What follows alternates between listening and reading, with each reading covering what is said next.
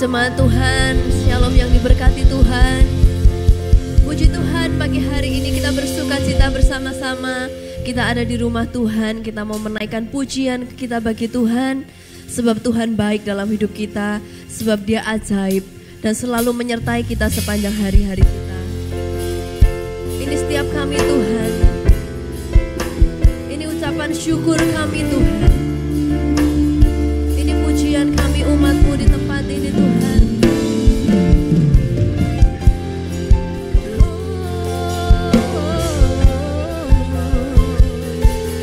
Kami mau meninggikan nama-Mu Yesus.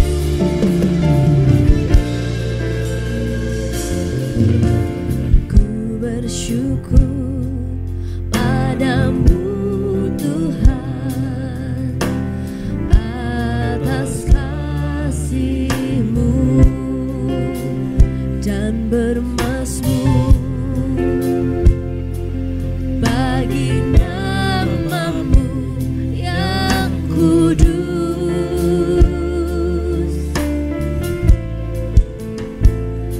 Sebab Engkau kebenaranku, padamu ku percaya. Betapa mulianya Tuhanku, ku rindu menyatakan tinggikan diri-Mu mengatasi langit.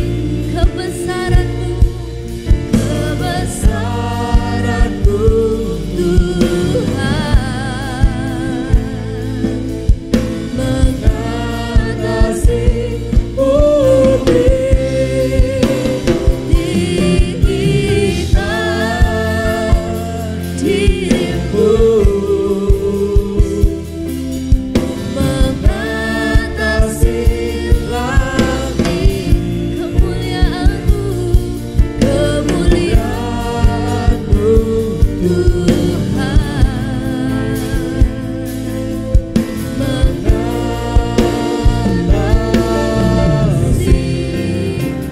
bumi.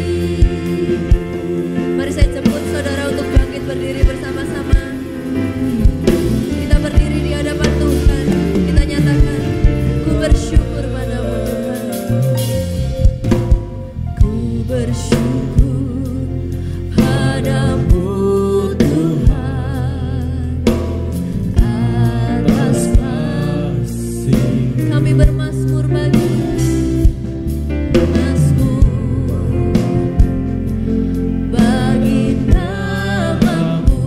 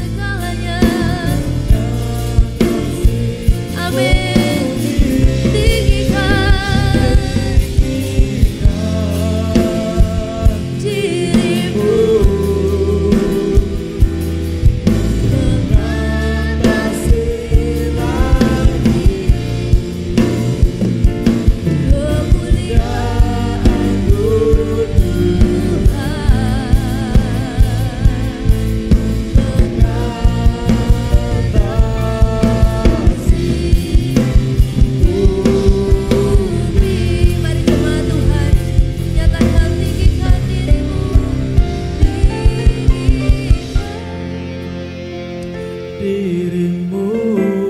Kami umat-Mu Tuhan, meninggikan Engkau di atas segalanya. Kebesaran-Mu, Yesus Tuhan. Haleluya. Mengatasi bumi, tinggikan Yesus Tuhan. dirimu. Mengatasi langit, Kemuliaan-Mu, kemuliaan-Mu Tuhan. Yes Lord, mengatasi.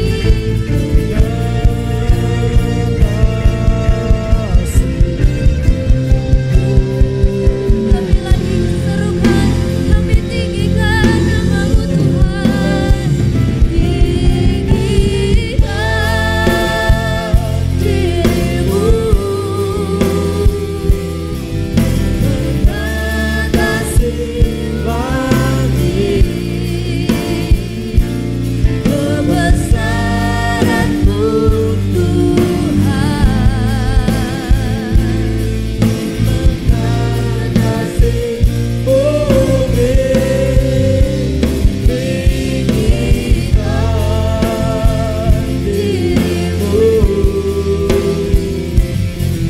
Mengatasi langit, Kemuliaan-Mu, kemuliaan-Mu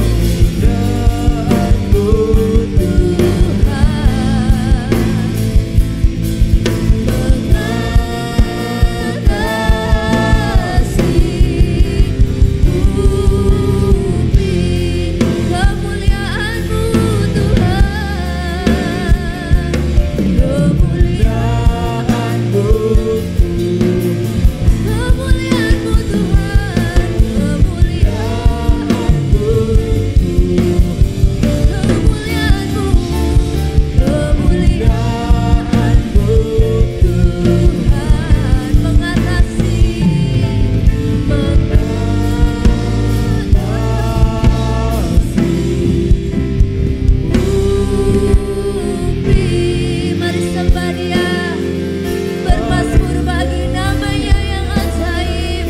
Haleluya, haleluya. Kami sembah Engkau Tuhan, kami tinggikan nama-Mu Yesus. Haleluya, haleluya. Haleluya.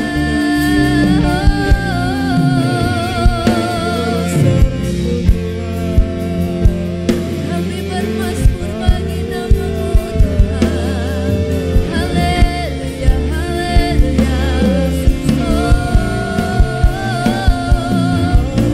Terpujilah nama-Mu, Raja segala raja. Terpujilah nama-Mu. Rala-bara-bara-baya, syabara-bara-bara-baya, rala-ya-rala-ma-bara-ya, rala-ya-rala-ya-rala-ya, rala-ya-rala-ya-si. Rala-ba-syaka-rala-taka-rala-maya, rala-ya-rala-ya-rala-bara-bara-bara-bara-baya, rala-ya-rala-ma-si-ka-rala-la. Sida-bara-baya-she. Kami menyembah-Mu Tuhan. Haleluya. Terima kasih Yesus Tuhan. Haleluya, haleluya. Yesus Tuhan.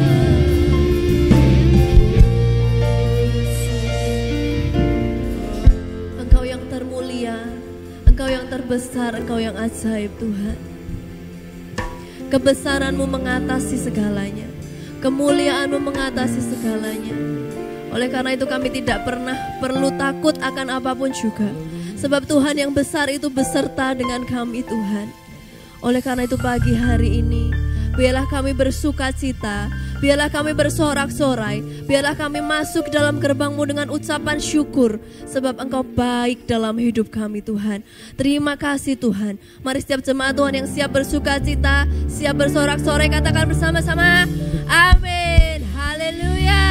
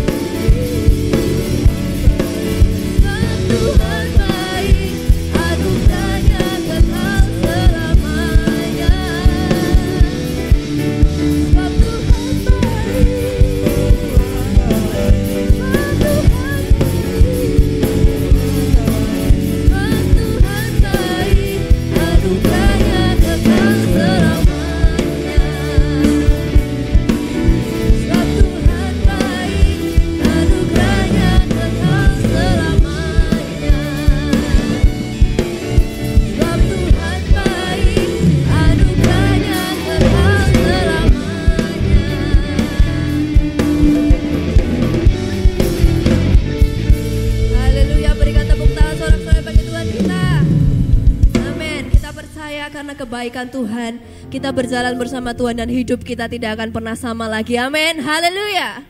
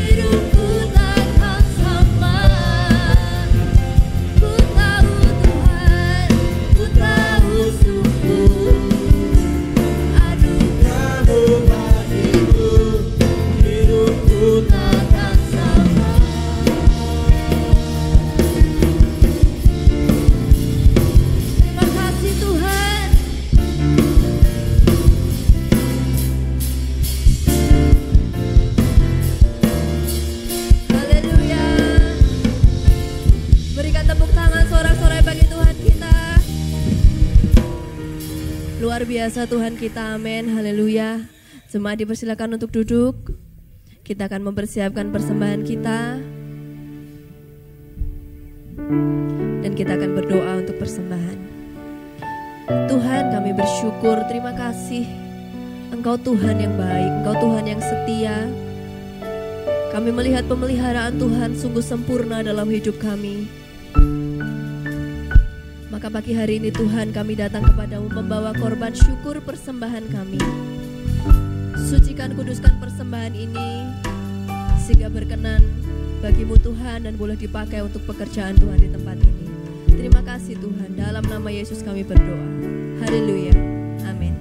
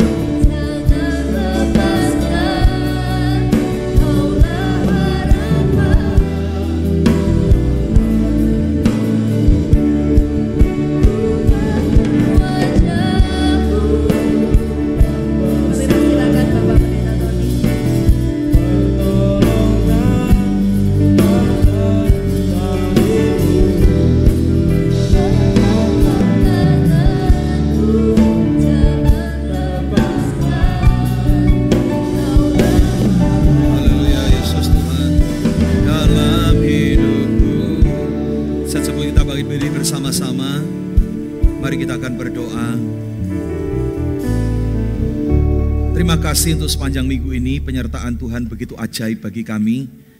Kami mungkin diizinkan sakit, tapi kekuatan Tuhan terus mengalir sehingga kami tidak menyerah dengan penyakit kami. Mungkin kami diizinkan terus mengalami masalah di dalam keluarga, pekerjaan, tapi kami bersyukur ada kekuatan yang Tuhan berikan untuk kami melewati waktu-waktu yang sulit ini. Terima kasih untuk segala anugerah mujizat yang Tuhan berikan. Ibadah hari ini menjadi rasa syukur karena penyertaan Tuhan yang luar biasa. Dan kami juga rindu mendengarkan arahan surgawi, bagaimana kami harus hidup, biarkan hidup kami menyenangkan hati Tuhan. Terima kasih Bapa. Kami sambut kuasa firman-Mu, seluas-luasnya hati kami untuk ditaburi benih firman Tuhan. Dalam nama-Mu kami berdoa. Haleluya. Katakan sama-sama. Amin, amin. Silakan duduk. Haleluya. Saya ingin menyapa saudara semua. Shalom. Baik, puji Tuhan, kita berjumpa kembali dalam kasih berkat Tuhan. Minggu yang lalu saya harus ada rangkaian pelayanan keluar kota ya, Kak Rally seluruh Jawa Tengah ya, dari ujung ke ujung ya, dari mulai Salatiga, Semarang, Lasem, langsung ke Purwokerto. Wah saudara, rasanya Tetapi menyenangkan melihat orang-orang yang makin hari makin rindu untuk mengenal Tuhan, mengenal firman-Nya lebih dalam lagi. Nah saudara, jangan lupa kita sedang mempersiapkan sebuah ibadah khusus, yaitu yang mungkin ada di banner ya di depan ya, yaitu Jumat Agung dan Paskah, saudara ya. Kita akan masuk dalam perayaan yang luar biasa ini. Jumat Agung merayakan kematian Tuhan dan Paskah merayakan kebangkitan Tuhan, sebuah hari besar yang indah sekali. Nah, Jumat Agung merayakan kematian Tuhan di mana Yesus mati di atas kayu salib. Nah, saudara, hari ini secara khusus saya akan menyampaikan firman Tuhan berkaitan dengan persiapan menyambut Jumat Agung. Nah, ada satu hal yang kita mesti perhatikan ketika Yesus di atas kayu salib, ada banyak para teolog menyorot tentang kemanusiaan Yesus, ketuhanan Yesus. Ada yang berbicara tentang, saya pernah menyampaikan ya, mungkin ada yang sudah lupa, saya pernah menyampaikan tentang kematian Yesus dilihat dari sisi manusia ya. Jadi artinya penderitaan secara manusia, betapa mengerikan, dia harus nggak makan semalam-malaman, lemes, dipukuli, dan saya menyampaikan dalam bentuk pengajaran manusia kain kafan ya. Mungkin ada yang masih ingat atau yang sudah lupa. Ya, boleh deh nanti suatu saat bisa saya ulang kembali. Saudara, nah saya hari ini akan secara khusus tertarik dengan seorang teolog yang melihat dengan teliti Yesus ketika di atas kayu salib berjam-jam. Jadi waktu orang mati di atas kayu salib itu nggak langsung disalib mati ya. Butuh berjam-jam, itu penderitaan tersendiri saudara ya. Bahkan nanti ada perkataan Yesus yang diucapkan setelah 9 jam dia disalibkan. 9 jam di atas kayu salib, kemudian Yesus baru ngomong sesuatu. Nah saudara, artinya cukup lama Yesus di atas kayu salib. Nah ketika Yesus di atas kayu salib itu rupanya ada seorang teolog yang mencermati ada 7 ucapan Yesus di atas kayu salib. Ingat, kayu salib adalah kematian Yesus Kristus. Nah rupanya sebelum Yesus mati itu Yesus sempat mengucapkan 7 perkataan yang hari ini kita akan menerimanya. Nah, kalau 7 perkataan sebelum orang mati, berarti biasanya orang akan lebih fokus. Betul ya? Istilah orang Jawa itu wasiat atau ini pesan khusus nih ya sebelum mati. Maka biasanya orang ketika sebelum mati kan suka pesan yang aneh-aneh kan, biasanya ya bukan aneh sih ya, biasa misalnya begini, nanti kalau papa mati, kalau mama mati tolong dikubur di Gremeng ya, misalnya begitu ya. Nanti kalau mama mati tolong dikubur di samping papa ya. Nah, itu kan pesan-pesan sebelum terakhir. Biasanya orang takut ya ketika mendengar pesan terakhir ini, wah iya dituruti ya. Makanya juga jangan, orang yang mau mati jangan pesan yang aneh-aneh ya. Misalnya saya nanti kalau mati dibakar saja ya tubuhnya ya, dikremasi, tidak usah aneh-aneh ya. Kita pesan yang sesuai dengan firman Tuhan saja ya. Alkitab tidak pernah menyarankan kita untuk dibakar, tetapi kita disarankan untuk dikuburkan ya. Ya ada banyak, boleh nggak Pak dibakar dalam kondisi tertentu? Silahkan ya. Ada teman saya meninggal di Israel saudara. Dan kalau mau dibawa pulang kan dalam bentuk jenazah kan biaya besar dan repotnya minta ampun ya. Ini dikremasi ya dan dibawa, tidak masalah. Kematian, cara mati orang itu tidak mempengaruhi dia mati masuk surga atau neraka ya. Tapi selama kita masih bisa dikubur, dikuburlah ya. Jadi itu jauh lebih baik ya. Jadi kalau memang situasinya tidak memungkinkan, tidak masalah saudara, karena ketika kita percaya kepada Yesus pasti kita akan masuk surga. Katakan amin. Ya, jadi jangan dipermasalahkan. Tapi kalau saudara tinggal di Magelang ya pesanlah, tanah kuburan masih banyak saudara ya. Jadi silakan. Nah, saudara perhatikan, Yesus belum mati dia berpesan atau memberikan pengajaran dalam 7 perkataan Yesus di atas kayu salib. Nah, ini yang perlu kita cermati saudara, supaya kita ini mendapatkan pesan-pesan Yesus sebelum mati. Dia memesankan, meninggalkan perkataan wasiat, perkataan pesan-pesan khusus supaya kita memperhatikan dan kita mengikutinya. Nah, mengikuti dalam artinya adalah meneladani pengajaran dari Yesus. Nah, mari kita lihat ya, ada 7 perkataan yang diucapkan Yesus di atas kayu salib. Perkataan pertama, coba kita lihat. Ya, ini perkataan pertama, ketika Yesus dibawa ke Bukit Golgota, kemudian disalibkan di antara 2 penjahat. Disitulah Yesus pertama kali di atas kayu salib, dia mengucapkan kalimat ini. Ya Bapa, baca sama-sama ya. Lukas 23 ayat 34, 2, 3. Ya Bapa, Ampunilah mereka sebab mereka tidak tahu apa yang mereka perbuat. Saudara, kalimat ini diucapkan Yesus ketika disalibkan. Tentu saja kalimat ampunilah mereka, siapa mereka? Mereka ini tentu saja orang-orang yang terlibat dalam penyaliban Yesus, ya. Imam besar, prajurit yang mukuli dia, yang ngasih mahkota duri, mungkin Pontius Pilatus yang mau cuci tangan, dan orang-orang yang berteriak salibkan dia, salibkan dia. Nah, orang-orang yang terlibat dalam penyaliban Yesus inilah yang kemudian Yesus berkata, Tuhan, ya Bapa, ampunilah mereka sebab mereka tidak tahu apa yang mereka perbuat. Saudara, di sini kalimat ini penuh dengan pengampunan dan ini menunjukkan kasih yang besar. Saudara, katakan kasih yang besar. Saudara, ucapan ini pastinya ditujukan Yesus bukan untuk para murid-muridnya. Pastinya untuk mereka yang terlibat, para prajurit, orang-orang jahat yang mencoba yang membuat Yesus tersalib hari itu.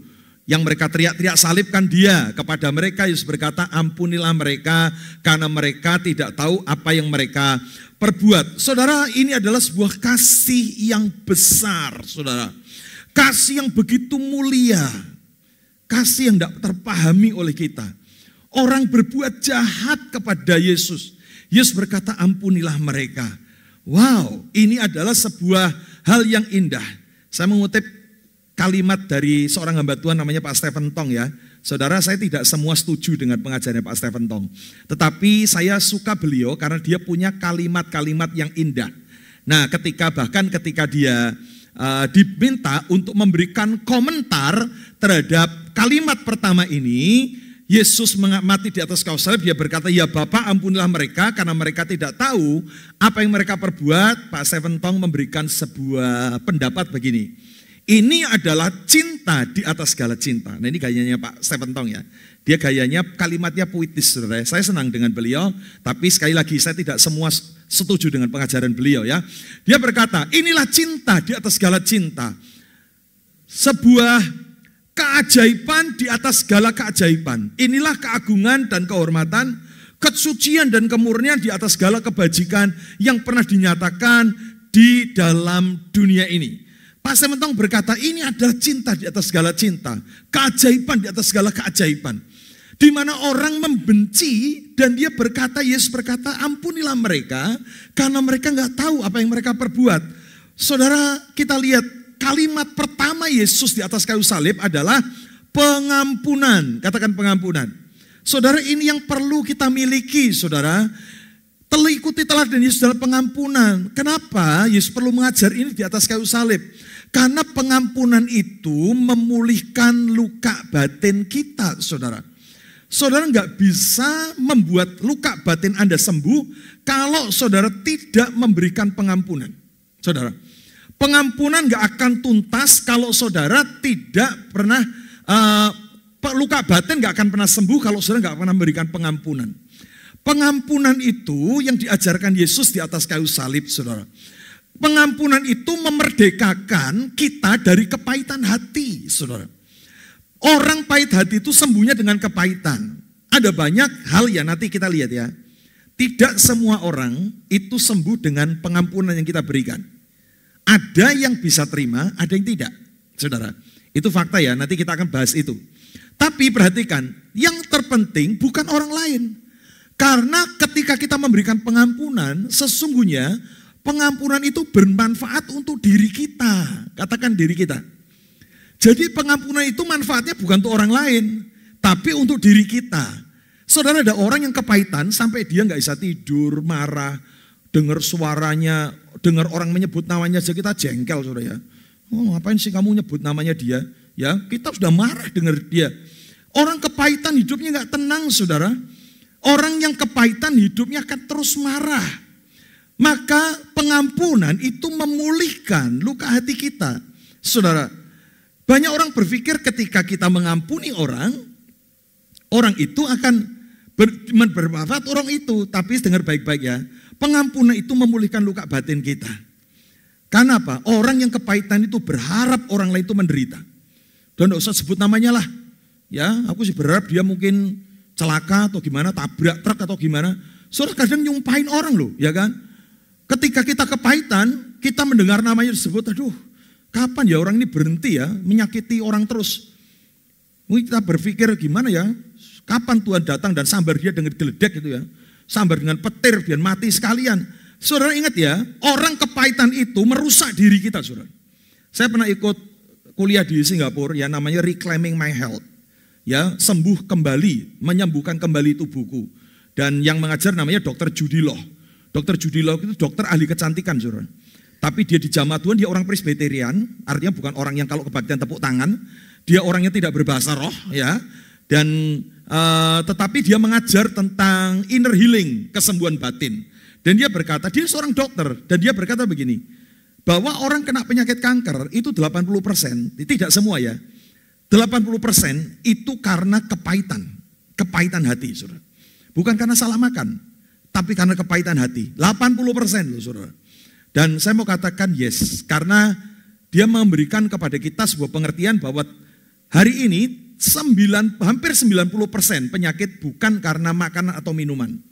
Karena spiritual roots, akar spiritual yang salah. Anda kepahitan, Anda benci dengan seseorang, melahirkan ya sebuah zat-zat, cairan-cairan yang tidak baik untuk tubuh kita yang menghasilkan kanker, macam-macam, saudara. Maka hari ini dengar baik-baik, saudara, kalau mau hidup kita pulih, maka pengampunan kita mesti berikan. Katakan amin. Saudara, pengampunan itu lepas semua. Bukan karena ya aku sih mengampuni, tapi, nah kalau udah tapi itu berarti nggak tulus, saudara. Ya, pengampunan itu harus tulus. Bukan saya mengampuni tapi, nah saudara, kalau udah tapi itu berarti bukan pengampunan, saudara ya. Saudara masih ingin untuk melampiaskan hal-hal tersebut. Pengampunan itu seperti Yesus ketika dia mati di atas kayu salib, dia berkata, ampunlah mereka karena mereka tidak tahu apa yang mereka perbuat. Saudara, pengampunan itu, saudara akan memulihkan diri kita. Orang yang tidak bisa mengampuni kepahitan, justru hidupnya akan menderita. Ya, karena orang seringkali berharap orang lain yang menyakitinya itu menderita, saudara. Dengan sebuah ungkapan-ungkapan yang ceritanya doa kita jelek sekali sama dia. Makanya saya katakan ya, ada sebuah ungkapan yang terkenal ya. Orang yang kepahitan itu seperti orang sedang minum racun dan berharap orang lain mati. Ya, ingat ya. Orang yang kepahitan itu seperti orang yang sedang minum racun tapi berharap orang lain mati, saudara. Orang minum racun ya kamu yang mati, saudara kan. Tapi orang kepahitan itu ketika dia minum racun ya dia yang mati, saudara. Orang kepahitan dia yang akan susah hidupnya, saudara. Maka pengampunan itu diberikan supaya kita ini bebas. Yesus mengajar gitu di atas kayu salib, saudara. Maka hari ini kita lihat pengampunan itu juga menunjukkan kebesaran hati seseorang. Orang yang disebut besar hatinya itu karena dia bisa mengampuni. Orang yang tidak bisa mengampuni adalah orang yang hatinya gak besar, saudara ya. Maka hari ini kita belajar, ikuti teladan Yesus kepada orang yang menyakitinya. Dia berkata, ampunilah mereka karena mereka tidak tahu apa yang mereka perbuat. Pengajaran di atas kayu salib yang pertama, pengampunan. Maka hari ini, sebelum saudara menyambut Paskah dan Jumat Agung, jika kita harus banyak hal kepahitan dalam diri kita, maukah kita melepaskan pengampunan untuk suami, istri, orang tua, tetangga, teman yang menyakiti kita. Dan biarkan Tuhan yang bekerja. Katakan amin. Saudara, mari kita akan izinkan Tuhan yang mulai membalut luka hati kita. Kalau saudara bebas dari kepahitan, oh saudara makan enak, tidur nyenyak, saudara. Kalau saudara gak bisa bebas dari kepahitan, waduh saudara, apa-apa kepikiran sama dia, saudara ya. Jatuh cinta enggak, tapi kepikiran terus, saudara ya. Mau makan bakmi, di piringnya ada wajahnya, saudara. Mau tidur, di langit-langit ada wajahnya, saudara. Gak bisa tidur, saudara. Merem-melek. Saudara, hari ini kita belajar untuk melepaskan pengampunan. Saya akan tidur nyenyak, makan enak. Katakan amin. Udahlah, jadi orang bebas, ya kan? Buat apa sih kepahitan, saudara?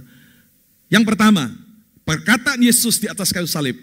Bapa, ampunilah mereka karena mereka tidak tahu apa yang mereka perbuat. Nah, perkataan kedua ini saya tadi ngomong, pengampunan itu bukan hanya untuk diri kita, tapi juga untuk orang lain yang mau menerima. Perhatikan ya. Lihat, perkataan kedua Yesus dalam Lukas pasal 23 ayat 42 dan 43. Lalu ia berkata, Yesus, ini penjahat yang di sebelah kanan Yesus ya. Dia berkata, Yesus, ingatlah akan daku apabila engkau datang sebagai raja. Kata Yesus kepadanya, aku berkata kepadamu, baca yang warna kuning, 2, 3. Sesungguhnya hari ini juga engkau akan ada bersama-sama dengan aku di dalam Firdaus. Saudara, saya penasaran, gak tahu saudara penasaran gak ya? Penjahat di sebelah kanan Yesus ini sama seperti penjahat di sebelah kiri. Seumur hidupnya dia gak pernah kenal Tuhan, seumur hidupnya dia berbuat jahat, sehingga buktinya dia harus disalib sebagai hukuman paling berat, yaitu hukuman mati, saudara. Waktu Yesus disalibkan di antara dua penjahat yang di sebelah kiri ngomong, kalau kamu Tuhan turun dong, bebaskan dirimu, kalau memang bisa bebaskan kami juga. Dia terus mengejek Tuhan. Tapi tiba-tiba penjahat di sebelah kanan ini berkata, Tuhan, kalau engkau datang sebagai raja, ingat aku ya. Saya ketika baca ini saya penasaran, saudara. Loh, peristiwa apa yang membuat orang ini berubah? Halo, orang yang hatinya seumur hidup keras, dia jahat bahkan bunuh orang tanpa berkedip, istilahnya begitu ya. Dan dia tiba-tiba di atas kayu salib ngomong begini, Yesus kalau engkau datang jadi raja, ingat aku ya. Loh, pastinya kan ada sebuah momentum, ada sebuah peristiwa di mana orang ini tiba-tiba berubah. Ya kan? Kan enggak, istilah bahasa Jawanya itu majegagi itu ya. Kok tiba-tiba ngomongnya berubah? Kok tiba-tiba percaya kepada Yesus? Ngerti maksud saya ya? Saudara pernah penasaran enggak hal ini? Saya penasaran, saudara. Dan saya cari dimanapun. Mungkin saudara berkata, lah kan melihat langit gelap. Kemudian gempa bumi, itu belum terjadi, saudara. Langit belum gelap. Belum ada gempa bumi.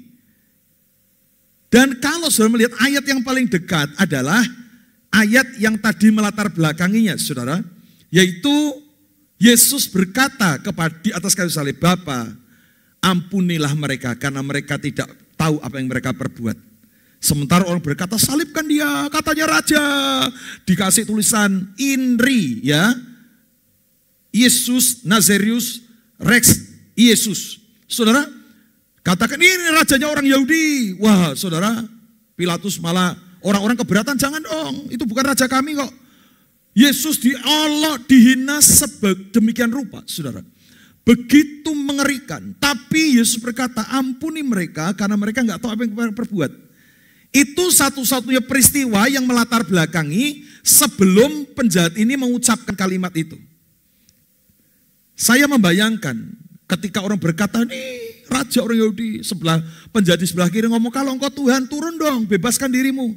Orang berkata, salibkan dia, rajami batu, prak, kasih mahkota duri. Wah. Tiba-tiba Yesus berkata, ampunilah mereka karena mereka nggak tahu apa yang mereka perbuat. Itu yang membuat penjahat ini berkata, wah, ini aneh. Kalau disakiti orang kan balas sakiti. Kalau dia nggak punya kemampuan membalas sakiti, dia akan kepahitan, saudara. Tapi dia melepaskan pengampunan. Wah, maka saya berkata, orang ini bertobat karena mendengar pengampunan yang Tuhan berikan kepada orang berdosa. Maka saya katakan ya, pengampunan itu memulihkan diri kita dan juga memulihkan orang lain. Katakan amin. Tidak usah kita hidup dalam kepahitan terus menerus. Suatu kali dalam seminar suami istri dikumpulkan satu-satu.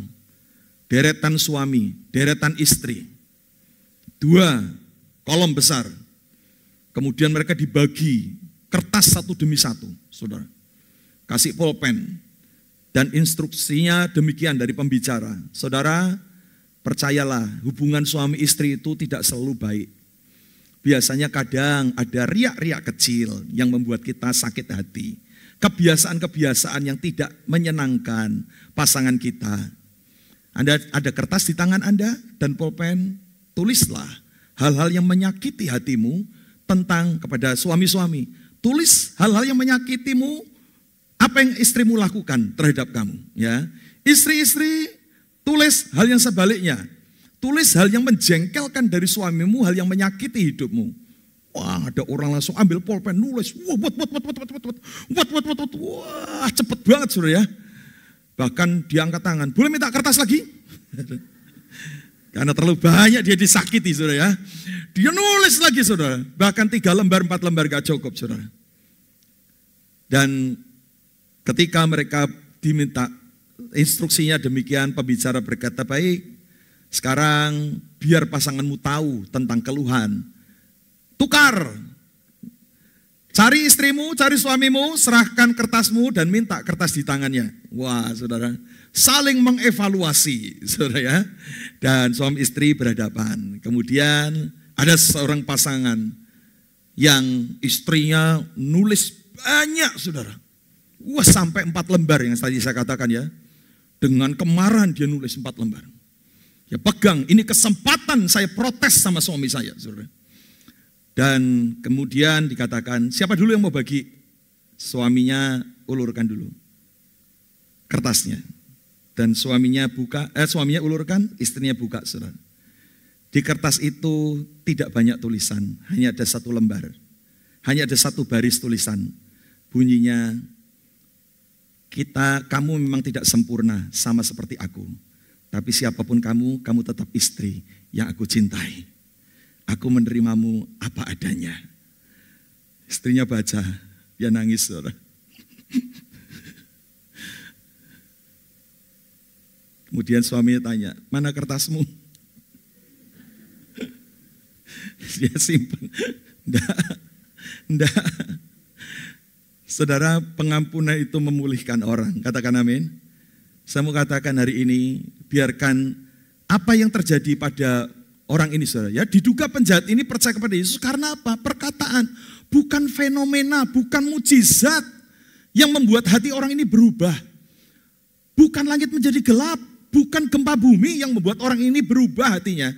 Yang membuat penjahat itu berubah hatinya adalah perkataan pengampunan. Maka pengampunan itu mengubah hati orang. Ya, perkataan kedua ini menunjukkan juga siapa Yesus yang sebenarnya.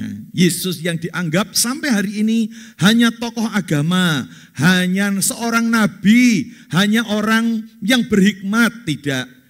Di sini kita melihat perkataan Yesus yang kepada orang ini berkata, hari ini juga kamu akan ada bersama-sama dengan aku di Firdaus, menunjukkan siapa Yesus yang sebenarnya. Dia bukan sekedar nabi, tapi dia Tuhan pemilik sorga. Katakan amin. Dia begitu mantap berkata, hari ini juga kamu akan ada bersama-sama dengan aku di Firdaus. Saudara, kenapa begitu yakin Yesus ngomong begini? Kenapa orang ini bisa langsung masuk Firdaus padahal seumur hidupnya berbuat dosa? Terakhir hanya dengan perkataan Yesus, kalau engkau datang sebagai raja ingat aku ya. Yesus berkata, hari ini juga engkau akan ada bersama dengan aku di Firdaus.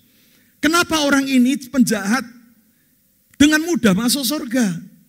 Istilah orang sekarang adalah inilah kuasa orang dalam, saudara ya. Sekarang ada istilah begitu ya, kuasa orang dalam. Kalau ada orang dalam yang ngomong ya, mau ngelamar di perusahaan, saudara susah tesnya, manajernya ngomong, udah kamu masuk aja, nanti aku yang terima. Itu kuasa orang dalam ya. Gampang ya.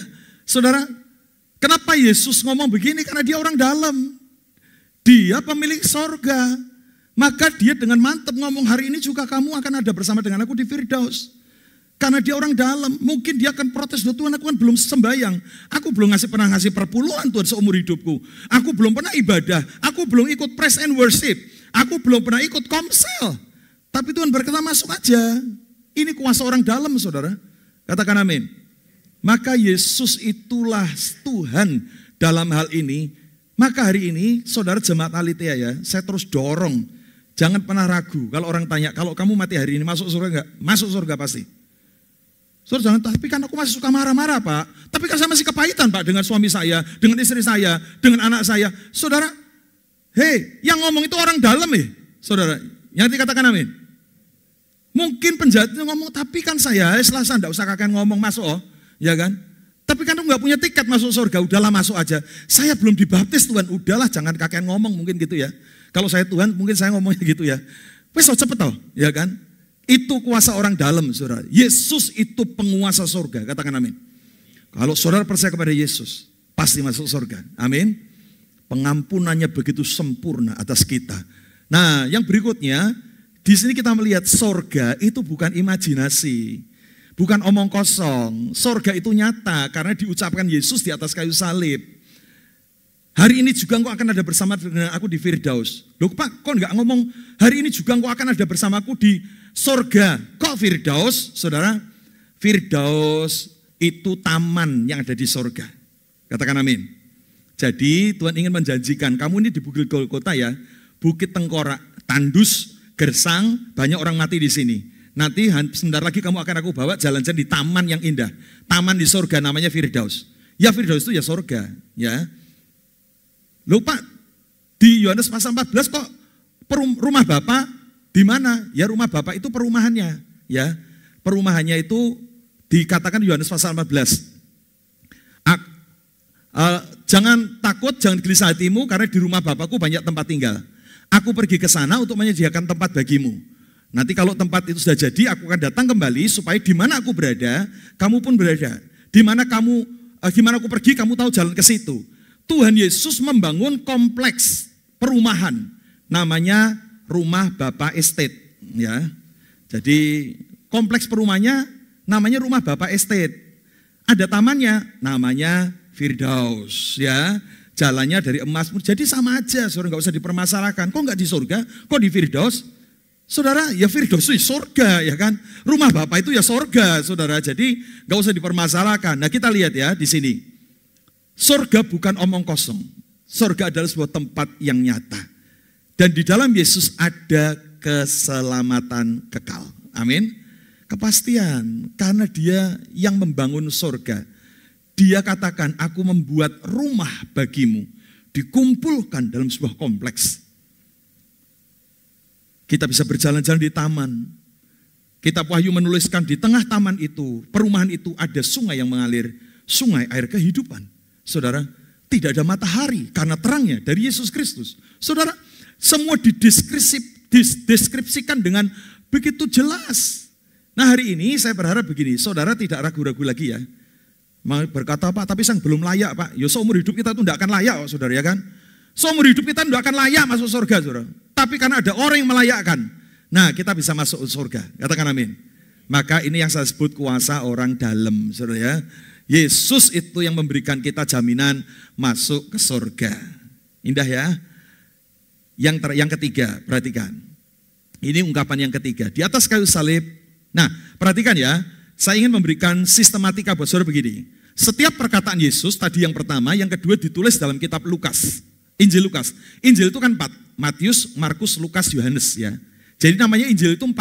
Jangan ngomong, mari kita buka Injil Yakobus, ya itu salah ya kan. Mari kita buka Injil Keluaran, ya bukan ya. Injil itu 4. Matius, Markus, Lukas, Yohanes. Injil itu adalah menceritakan tentang Yesus lewat kacamata 4 murid ini. Matius, Markus, Lukas, Yohanes. Itu yang disebut Injil ya. Nah, tidak semua Injil itu mencatat peristiwa itu bersamaan. Contoh, tadi Lukas mencatat perkataan, ampunilah mereka karena mereka tidak tahu apa yang mereka perbuat. Hanya Lukas. Matius nggak nulis, Markus nggak nulis, Yohanes nggak nulis. Ya, cari nggak ada.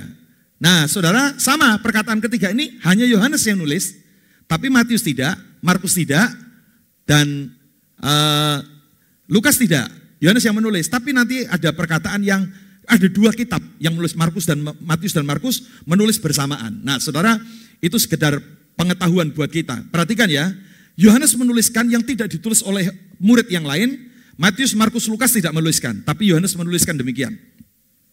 Perkataan ketiga Yesus di atas kayu salib. Yohanes 19 ayat 26 sampai 27. Ketika Yesus melihat ibunya, siapa ibu Yesus? Maria. Disalibkan, ada wanita tersungkur menangis. Itu Maria, ibu Yesus.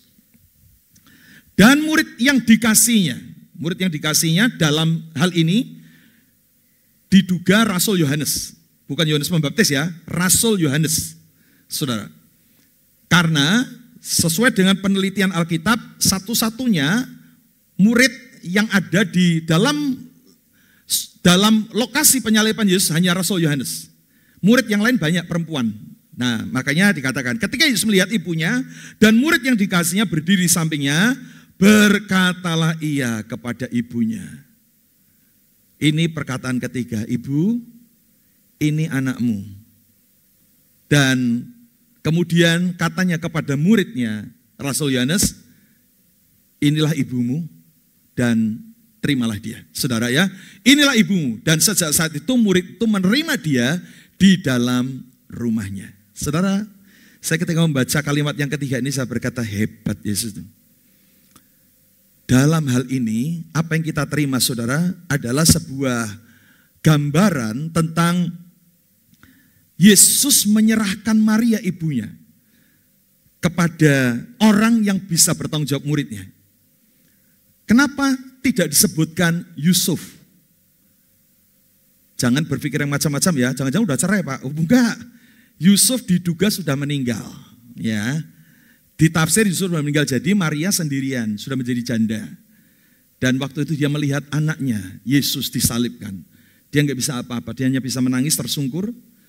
Dan dia pesan kepada muridnya, itu ibumu, terimalah dia dan rawat dia. Saudara, nangkep ya ada sesuatu, sisi humanis, sisi kemanusiaan Yesus yang tetap mengakui Maria sebagai ibu yang dihormati dan disayang oleh dia.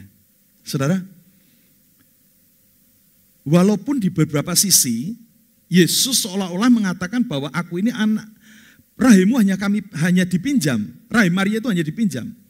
Yesus pernah menegur Maria ketika perkawinan di Kana, ketika Maria berkata, mereka kehabisan anggur. Yesus berkata, waktuku belum tiba. Ya, dia nggak mau, seolah-olah diatur oleh ibunya. Karena memang kita belajar tentang hal itu kan, kairos, waktuku belum tiba. Nanti, nggak mau diatur-atur. Suatu kali Yesus dimarahi oleh Maria, karena umur 12 tahun dia kabur. Dan dicari, ternyata Yesus ada di dalam rumah ibadah, sedang mengajar. Apa kata Maria? Kamu itu loh lari pergi-pergi. Maka Yesus ngomong gini, mau apa daripada aku perempuan? Dia panggil Yesus, Maria perempuan loh ya. Aku ini di rumah Bapakku. Saudara, bukan menunjukkan kekurang ajaran Yesus terhadap Maria. Dia ingin menunjukkan porsimu itu tidak lebih jauh dari bahwa kamu itu dipinjam kerahimanmu untuk melahirkan. Selebihnya selesai tugas kamu. Tapi sebelum mati, kita melihat sebuah pertunjukan kasih yang luar biasa. Dia berkata, ibu, ini anakmu. Wah, pasti Maria hancur hatinya. Gimana tidak, Yusuf sudah mati, Yesus mati, gak ada harapan lagi. Tapi dia berkata kepada muridnya, itu ibumu, terima dia, rawat dia. Dan dalam perawatan murid-muridnya mereka dirawat bahkan sampai mati Maria ini saudara. Perhatikan ya, di sini kita menemukan sesuatu pertunjukan demonstrasi yang indah. Yesus menyerahkan Maria untuk dirawat murid Yesus. Sekali lagi, tafsirannya adalah Rasul Yohanes. Nah, sejauh yang dicatat memang tidak ada rasul yang lain kecuali para wanita. Jadi dia percayakan kepada dia. Nah, perkataan itu menunjukkan sisi kemanusiaan Yesus. Maka dengar baik-baik ya, pengajaran mengasihi orang tua itu diucapkan Yesus bukan di kelas. Bukan saat dia yang membuat mujizat. Mengasihi, bertanggung jawab kepada orang tua, itu diajarkan Yesus di atas kayu salib. Anak-anak muda dengar baik-baik.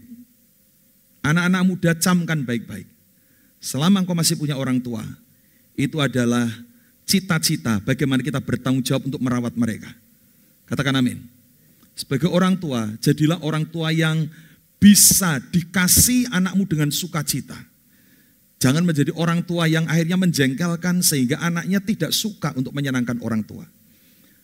Orang anak-anak juga harus bertanggung jawab terhadap orang tuanya. Camkan ya. Bertanggung jawab dengan keadaan orang tua. Kita boleh punya cita-cita. Anak muda, camkan sekali lagi. Engkau boleh punya cita-cita setinggi langit. Mau bebas, mau kaya, mau sukses, mau punya bisnis, oke. Tapi ada satu cita-cita yang gak boleh hilang dari hati kita. Yaitu membahagiakan orang tua kita. Katakan amin. Katakan amin. Katakan mantap amin.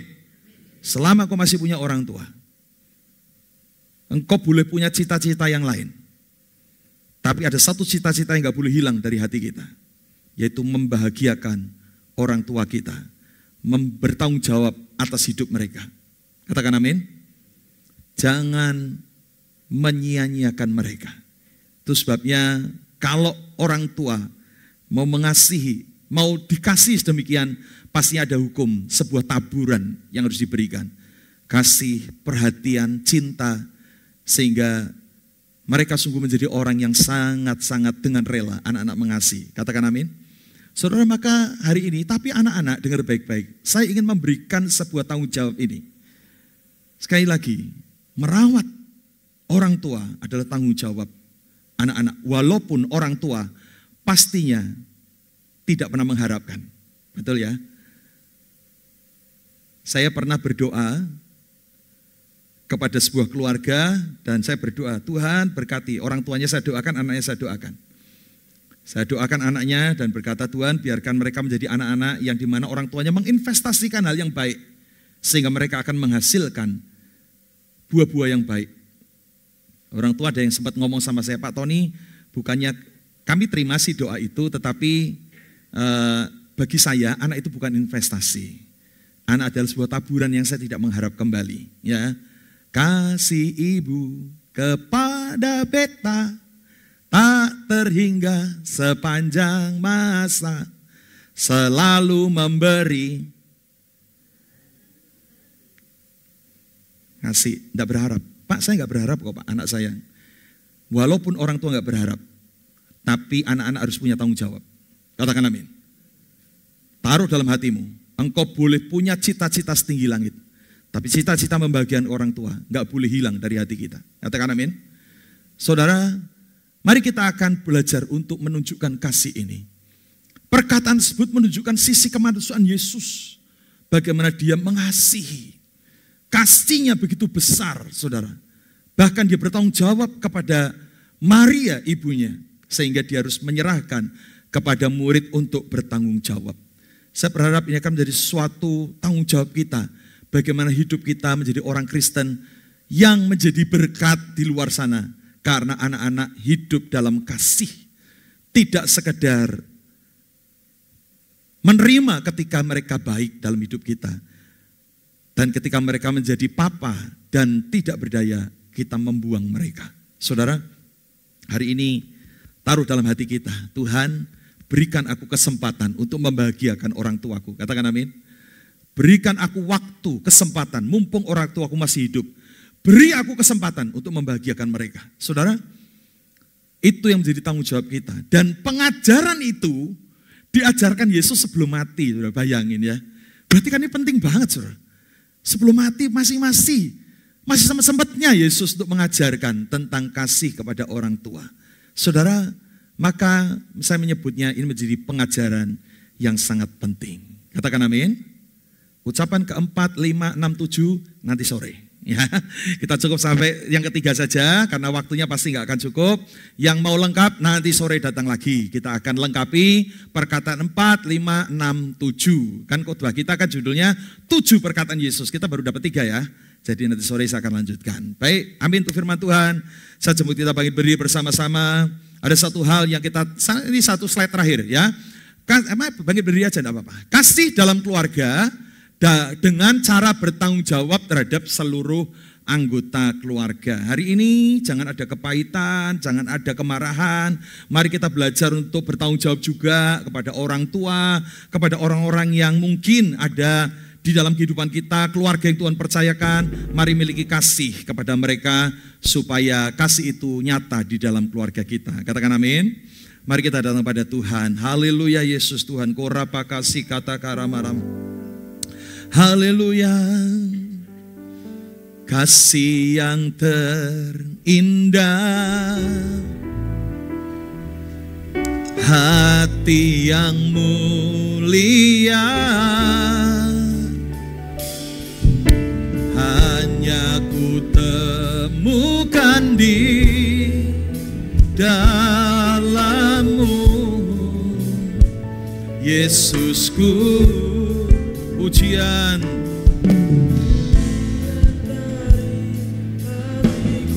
selalu,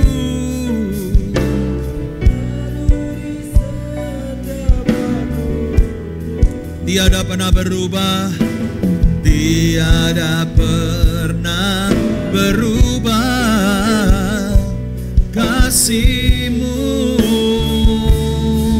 Oh, karya terbesar dalam hidupku, pengorbanan-Mu yang selamatkanku. Engkaulah harta yang tak ternilai, yang ku miliki dan ku hargai. Yesus, Engkau ku kagumi. Karya terbesar dalam hidupku, pengorbanan-Mu yang selamatkanku. Engkaulah harta yang tak ternilai, yang ku miliki dan ku hargai. Yesus, Engkau ku kagumi. Yesus, Engkau ku kagumi. Yesus, Engkau ku kagumi. Haleluya.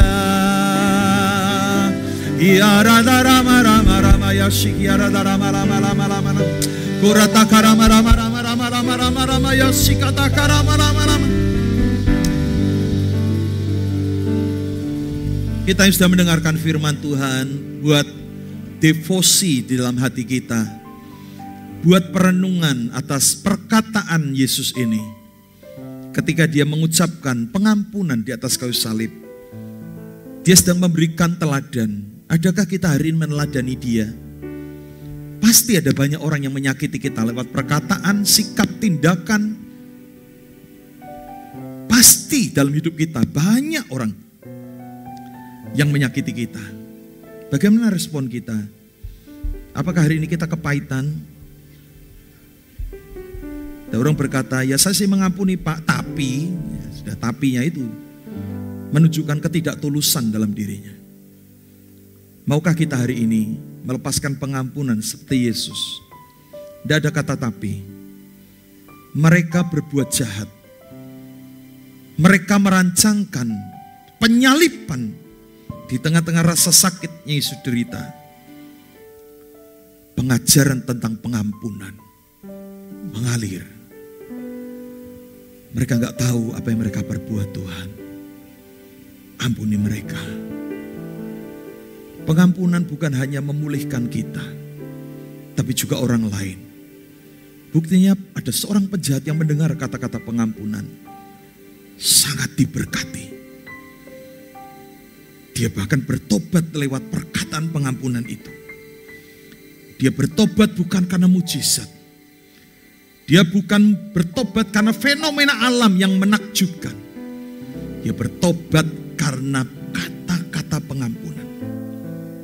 Jangan-jangan ada banyak orang di sekitar kita gak bertobat karena kita hidup tanpa pengampunan. Sehingga mereka berkata, itu orang Kristen, katanya penuh kasih, tapi gak ada pengampunan. Saudara, jangan-jangan mereka mengeraskan hati untuk menerima Kristus. Karena melihat hidup kita yang keras. Hati kita yang keras. Sebabnya Yesus mengajarkan pengampunan. Pengampunan itu memulihkan orang lain. Dan biarkan hari ini kita menjadi orang-orang yang juga siap untuk menerima Yesus sebagai Tuhan. Orang lain menerima Yesus sebagai Tuhan sehingga Firdaus kita bisa terima. Pengajaran yang ketiga Yesus ajarkan lewat perkataan kayu salib. Ibu, ini anakmu. Dan dia berkata kepada murid di samping Maria, itu ibumu. Rawatlah dia, terimalah dia. Sebuah pertanggungjawaban kasih yang harus dimiliki di tengah-tengah keluarga. Mari tunjukkan itu supaya wasiat Yesus itu sungguh-sungguh terjadi. Sebelum mati, Yesus bahkan sempat mengajarkan kasih kepada orang tua. Adakah hari ini kita adalah orang-orang yang selalu menjaga dengan orang tua atau tidak? Selalu mengasihi mereka atau tidak? Mari kita menjadi anak-anak yang takut akan Tuhan. Karya terbesar dalam hidupku, pengorbananmu yang selamatkanku. Engkaulah harta yang tak ternilai yang ku miliki dan ku hargai. Yesus, Engkau ku kagumi. Karya terbesar dalam hidupku, pengorbananmu yang selamatkanku. Engkaulah harta yang tak ternilai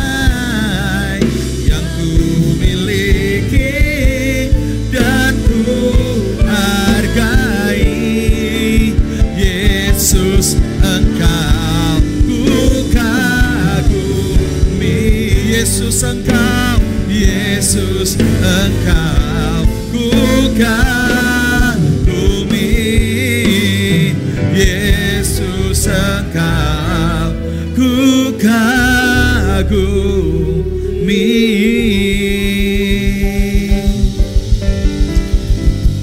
Bapak, terima kasih untuk firman Tuhan. Biarlah termeterai dalam hati kami. Kami akan menuruti firman-Mu. 7 perkataanmu sungguh akan menjadi pedoman. 7 perkataan di atas kayu salib adalah perkataan-perkataan penting sebelum Yesus mati di atas kayu salib. Terima kasih Bapa untuk pengertian-pengertian yang luar biasa ini. Diberkatilah hidup kami, kiranya firman Tuhan bertumbuh dalam hati kami. Dalam nama-Mu kami berdoa, haleluya, amin, amin. Silakan duduk. Saudara, saya memberikan penekanan beberapa pengumuman bagi kita, bagi anak-anak muda. Kemarin saya mengapresiasi mereka ulang tahun ke-14 berpikir untuk melayani panti asuhan. Wah, saya sangat tersentuh dan mereka melayani di panti asuhan Gria Victory Jogja. Itu punya sahabat saya ya, Ibu Dedeh Kurniati itu sahabat saya. Dan saya lihat foto-foto dari Elhanan, saya berkata, wah sangat-sangat menyentuh ya. Terima kasih anak-anak muda yang punya action yang sangat luar biasa ini. Dan Bu Dedeh memberikan report yang baik, dikatakan mereka anak-anak panti senang dan mereka sangat diberkati Tuhan ya. Baik, dan juga selamat juga untuk beberapa tim Praise and Worship 7 orang yang berangkat di Semarang Revival Worship ya. Saya bersyukur ada orang-orang yang terus mau belajar supaya kita belajar dari orang-orang yang expert ya. Dan puji Tuhan 7 orang sudah belajar ke Semarang dalam 1 malam 2 hari walau menerjang banjir ya. Waduh, luar biasa.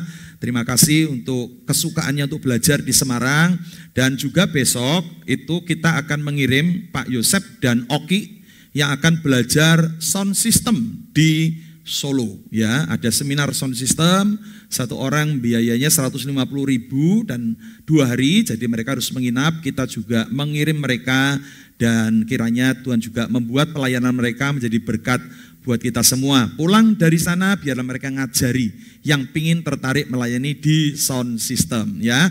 Kiranya terus Tuhan tumbuhkan gereja kita menjadi gereja yang terus berdampak dan menjadi semakin baik ya. Itu yang menjadi penekanan saya. Jangan lupa hari Kamis saya walaupun siang masih di Semarang, saya akan kejar pulang untuk pastor message karena itu bagi saya penting ya. Saya kemarin Kamis itu siang itu sudah ada seminar 2 jam ya, dari jam 2 sampai jam 4 sore. Itu ngomong terus Saudara ya. Tapi selesai saya tidur sebentar, saya berangkat untuk melayani pastor message. Ya, walaupun banyak orang ngomong, Pak enggak diliburkan, enggak, saya tetap mau melayani.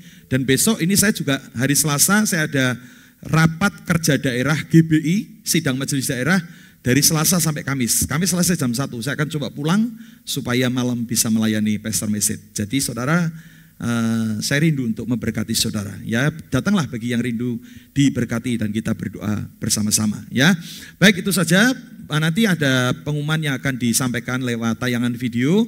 Kiranya Tuhan memberkati. Saya jemput kita bagi berdiri bersama-sama. Kita akan akhiri ibadah kita pagi ini. Haleluya. Bapak terima kasih untuk ibadah hari ini. Biarlah puji-pujian, penyembahan kami, persembahan keuangan kami, Tuhan terima dengan sukacita. Kami memberikan juga dengan sukacita, bukan dengan sungut-sungut. Kami yang menabur untuk Alita Life Center. Kami yang menabur juga untuk perayaan Paskah. Kami menabur untuk persembahan mingguan, bahkan kami yang taat dengan persepuluhan. Semua diberkati Tuhan, semua diperhitungkan Tuhan, dibalas sesuai dengan janji yang Tuhan berikan. Terima kasih Bapak, berkati para pelayan Tuhan yang melayani dengan setia, investasi hidup mereka ketika mereka melayani, berlatih, memberikan waktu, tenaga, pikiran, Tuhan sendiri akan membalasnya, berlimpah-limpah dalam kehidupan mereka. Kiranya para pelayan Tuhan adalah para pelayan yang diberkati. Terima kasih Bapa. Dan sebelum kami pulang, kami rindu terima berkat-Mu. Angkat kedua tangan kita. Terimalah berkat yang menjadi bagian kita. Tuhan memberkati engkau dan melindungi engkau.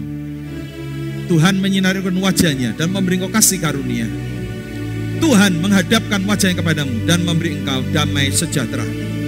Dalam nama Yesus Kristus, pengharapanku hanya pada Yesus yang tak pernah mengecewakan. Pengharapanku takkan pernah gagal. Harapanku kan menjadi nyata.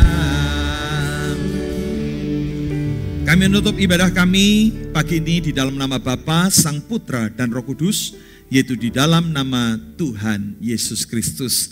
Haleluya. Amin. Silakan duduk. Simak pengumuman kita sepanjang minggu ini lewat tayangan video.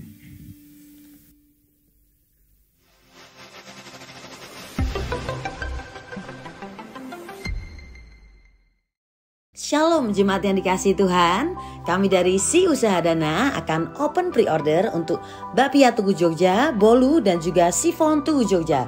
Kami juga open pre-order untuk puding buah yang manisnya nagih, lembutnya bikin hati meleleh. Dan akan close order pada hari Kamis 21 Maret dan ready pada hari Minggu 24 Maret di Ibadah Raya 1 dan 2. Yuk segera list dan hubungi nomor yang tertera. Kami dari Panitia Paskah membuka kesempatan bagi saudara yang rindu untuk menabur bagi Paskah dapat memberikan persembahan saudara ke dalam amplop merah dengan bertuliskan Paskah. Shalom sister semua, dengan penuh sukacita mengundang dan mengingatkan kepada ibu-ibu cantik Soul Sister dan diharapkan kehadiran ibu-ibu semua pada hari Rabu 20 Maret 2024 pukul 5 sore bertempat di ruang sekolah minggu lantai 2. Firman Tuhan akan dilayani oleh Ibu Pendeta Erna Kristianawati dengan tema Wanita Sportif Memiliki Integritas. Acara ini adalah ibadah perayaan Paskah Soul Sister. Mari sister, persiapkan waktunya untuk bisa hadir dalam acara ini. See you! Mari hadir dalam ibadah Pastor Message yang akan diadakan setiap hari Kamis pukul 6 sore di ALC. Mari hadir dan rasakan jamahan Tuhan melalui firman Tuhan dan doa-doa yang akan dinaikkan.